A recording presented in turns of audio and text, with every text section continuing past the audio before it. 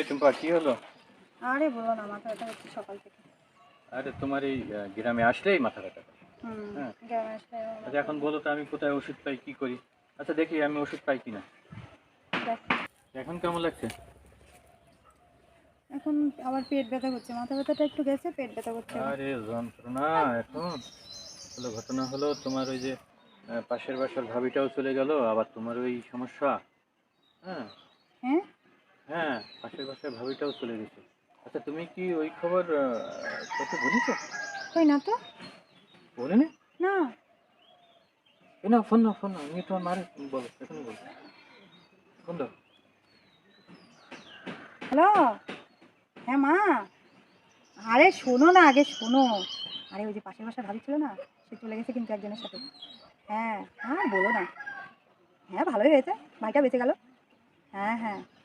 আচ্ছা আচ্ছা, ঠিক আছে, তোমার সাথে পরে কথা বলবো। হ্যাঁ, ঠিক আছে ঠিক আছে।